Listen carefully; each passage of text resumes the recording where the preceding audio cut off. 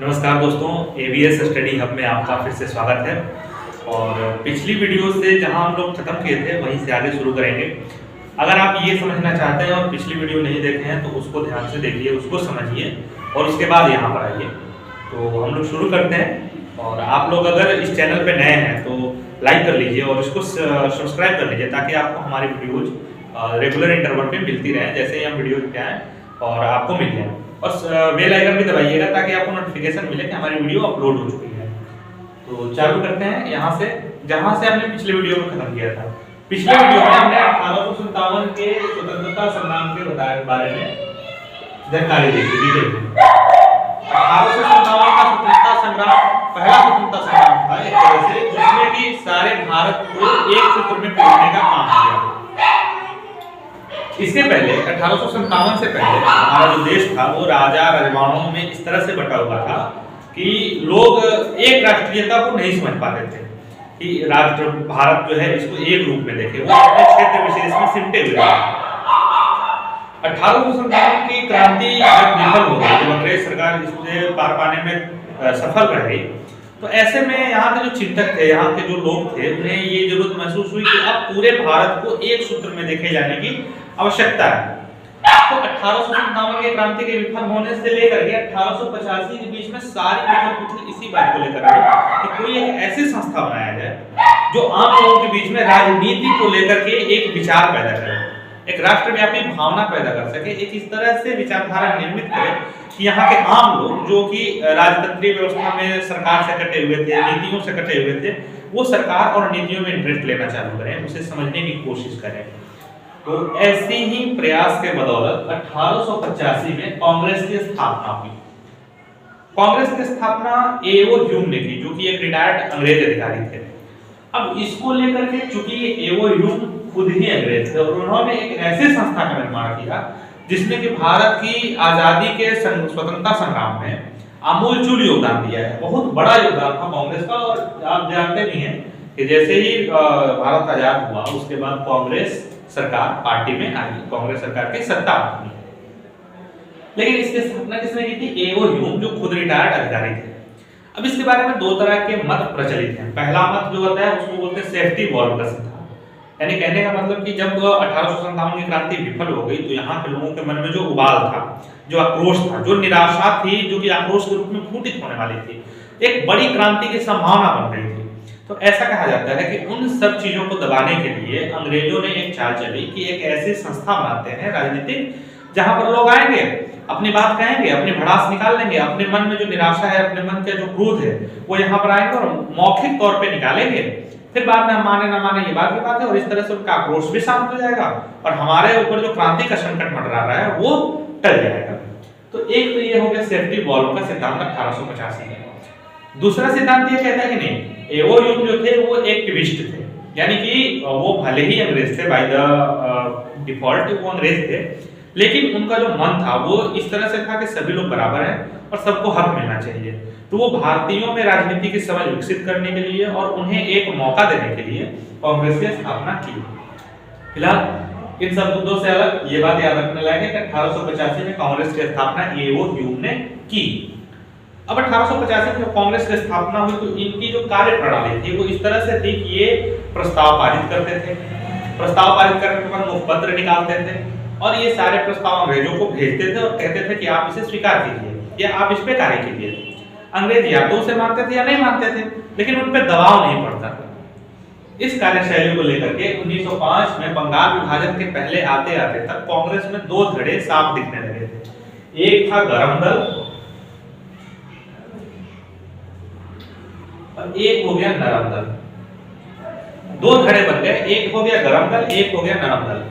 नरम दल वे लोग थे जो पुरानी पद्धति को ही मानकर चलते थे कि नहीं, अभी भी हम अंग्रेजों से अनुनय विनय करेंगे, प्रस्ताव पारित करेंगे और उनसे बात करेंगे कि आप इस पे काम कीजिए। ये था नरम दल।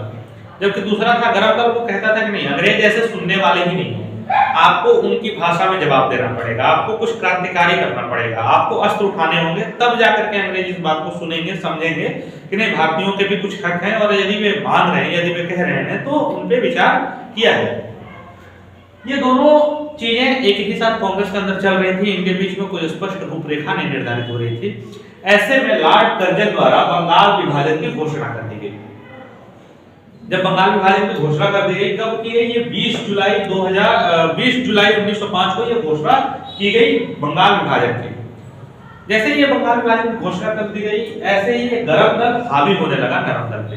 बंगाल विभाजन का क्या मुद्दा था कि बंगाल उस समय जब 1905 से पहले तक भारतीय राजनीति का सबसे बड़ा केंद्र था। बंगाल में ही अंग्रेज जो थे वो वहां से मुख्य तौर पे शासन किया करते थे। तो जब बंगाल विभाजित हो जाता, बंगाल को तोड़ दिया जाता, तो ऐसे में क्या होता है कि राजनीतिक शक्ति का पृथक्करण हो जाता और भारत कमजोर हो जाता, या उस समय तक भारत की जो राजनीतिक स्थितियां थी वो कमजोर हो जाती। ऐसे में बंगाल विभाजन का विरोध चालू होने लगा और बंगाल विभाजन के विरोध में गरम दल जो था वो हावी हो गया नरम दल पे और स्वदेशी आंदोलन की शुरुआत हुई। तो स्वदेशी आंदोलन की शुरुआत कब हुई? 7 अगस्त 1905 को, ठीक है। और 16 अक्टूबर 1905 से बंगाल विभाजन जो था वो लागू हो गया। 20 जुलाई 1905 को बंगाल विभाजन की घोषणा हुई, 7 अगस्त को स्वदेशी आंदोलन का प्रारंभ हुआ और 16 अक्टूबर 1905 को बंगाल विभाजन लागू हो गया। इसी 1905 के बंगाल विभाजन के लिए अमार सोनार बांग्ला, जो स्वदेशी आंदोलन हो रहा था, इसके लिए रविन्द्रनाथ टैगोर ने गीत लिखा अमार सोनार बांग्ला, जो आज बांग्लादेश का राष्ट्रीय गीत है।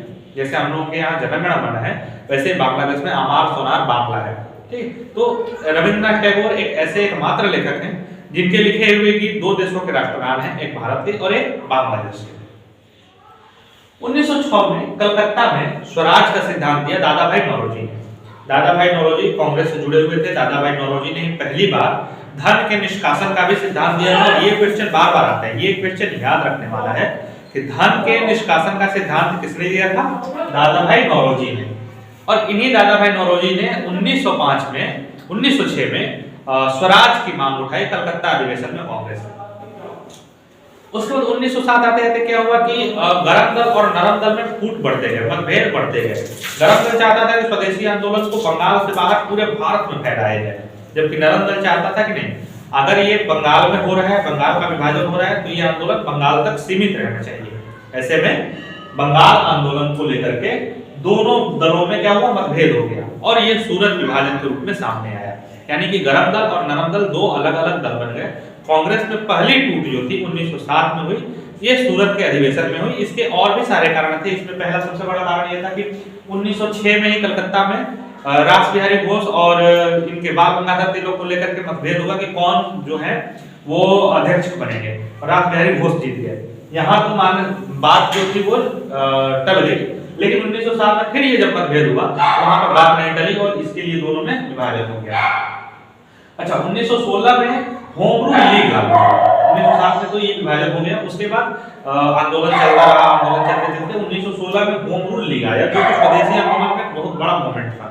इसमें बाल गंगाधर तिलक और एनी बेसेंट 2 लोग थे। एनी बेसेंट जो थी वो मद्रास से कार्य करती थी, बाल गंगाधर तिलक जो थे मुंबई से काम करते थे। और बाल गंगाधर तिलक का कार्य क्षेत्र सिर्फ मुंबई और थोड़ा बहुत तमिलनाडु का क्षेत्र था, बाकी जो पूरा भारत था वो एनी बेसेंट के क्षेत्र में था। और ये 1916 में महात्मा गांधी भी धीरे-धीरे राष्ट्रीय परिदृश्य पर दिखना चालू हुआ। एक्चुअल में महात्मा गांधी साउथ अफ्रीका से जब भारत आए तो 1915 में उन्हें कैसर-ए-हिंद की उपाधि दी गई। कैसर-ए-हिंद की उपाधि अंग्रेज सरकार ने महात्मा गांधी को 1915 में दी।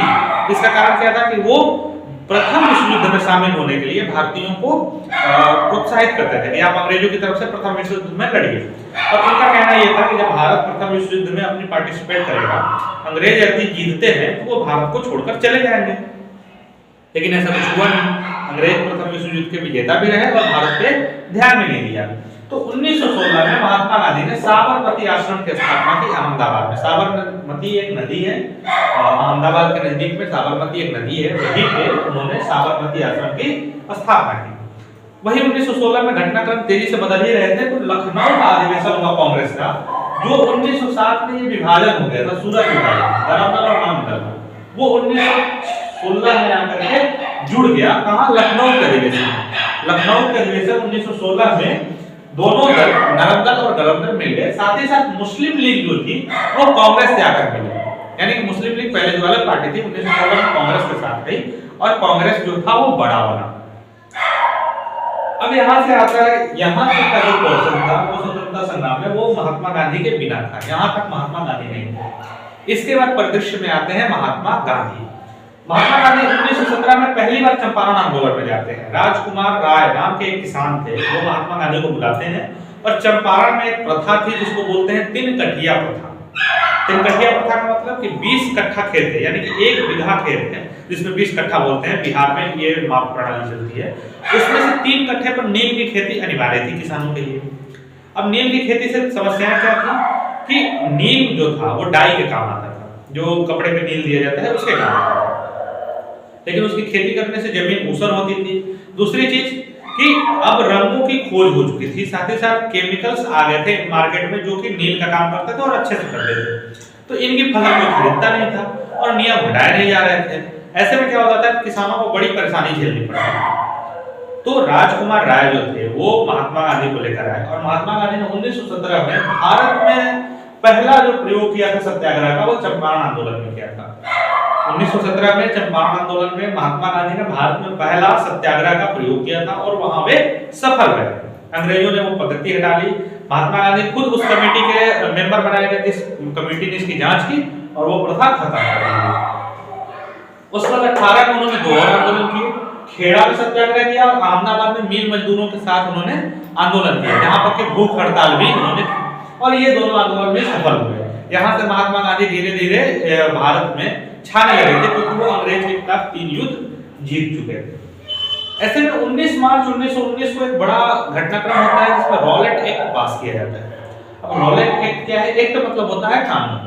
तो रॉलेट कानून जो था, ये रॉलेट ने पास किया था। इसका जो मुख्य कारण था, इसका जो मुख्य उद्देश्य था वो ये था कि किसी भी भारतीय को कभी भी बिना किसी पूर्व सूचना के गिरफ्तार किया जा सकता है। यानी किसी भी भारतीय को गिरफ्तार कर लिया जाएगा, उसे ये भी नहीं बताया जाएगा कि तुम्हारा दोष क्या है, उसे ये भी नहीं बताया जाएगा कि तुम्हें कब गिरफ्तार किया जाएगा, क्यों किया जाएगा, कैसे किया जाएगा, ये कुछ नहीं। बस डायरेक्ट पुलिस जाएगी और आपको गिरफ्तार कर लेगी, और उनको ये अधिकार दिया गया रॉलेट एक्ट के द्वारा। जाहिर सी बात है कि इसका विरोध होना ही था, इसका विरोध हुआ। इसी के विरोध में डॉक्टर सत्यजीत और सैफुद्दीन किचलू जो थे 13 अप्रैल 1919 को जालियांवाला बाग में शांतिपूर्ण एक सम्मेलन कर रहे थे। कोई हथियार नहीं लेकर गया था, वहां हथियार थे भी नहीं, और वहां शांतिपूर्ण सम्मेलन हो रहा था। लेकिन ऐसे में अंग्रेज जो आए यहाँ पर और इन्होंने खूब गोलियां चलाई, जिनमें कि जनरल डायर प्रमुख, उसका जो हेड था वो था जनरल डायर, उसने खूब गोलियां चलवाई और यहाँ बहुत सारे लोग मारे गए। ये एक राष्ट्रीय घटना था, ये पूरे विश्व में एक तरह से शोक की लहर दौड़ने वाली घटना थी, क्योंकि हजारों लोग मारे गए थे और एक छोटी सी जगह में जिसमें भगदड़ मच गई, चारों तरफ से गोलियां चल रही हैं, लोग कुएं में कूद गए थे, कुएं में से बहुत लाशें निकली, एक के ऊपर एक लोग कूद गए थे, स्त्रियां थी, बच्चे थे, बूढ़े लोग थे, और सबको इन्होंने गोली मार दी। इसका व्यापक विरोध हुआ। इसी के विरोध में महात्मा गांधी ने कैसरे हिंद की उपाधि लौटा दी। कैसरे हिंद की उपाधि जो 1915 में अंग्रेज सरकार ने महात्मा गांधी को दी थी, इन्होंने उस उपाधि को लौटा दिया। और अंततः इन सारी बातों को एक साथ समेटते हुए 1 अगस्त 1920 को महात्मा गांधी ने असहयोग आंदोलन की घोषणा की, और ये असहयोग आंदोलन बहुत बड़े फर्क पे होना था। इसके पहले जो अहमदाबाद का आंदोलन था, खेड़ा का आंदोलन था, और बिहार का जो चंपारण का आंदोलन था, वो एक लिमिटेड एरिया में था। वहीं असहयोग जो था वो बहुत बड़े पैमाने पर होने वाला था, और कांग्रेस के साथ मिलकर के इन्होंने ये घोषणा की और कांग्रेस ने इसकी सहमति भी दी। तो आज के वीडियो में इतना ही, फिर असहयोग और उसके आगे की बात हम लोग अगले वीडियो में जानेंगे। आप इस वीडियो को लाइक कीजिए, इसको आगे बढ़ाइए ताकि दूसरे लोगों को भी फायदा मिले, और यदि आप हमारे चैनल पर नए हैं तो इसे सब्सक्राइब कर लीजिए और घंटी दबा दीजिए, ताकि आपको जब भी अगली वीडियो मिले आपको तुरंत नोटिफिकेशन मिल जाए। धन्यवाद।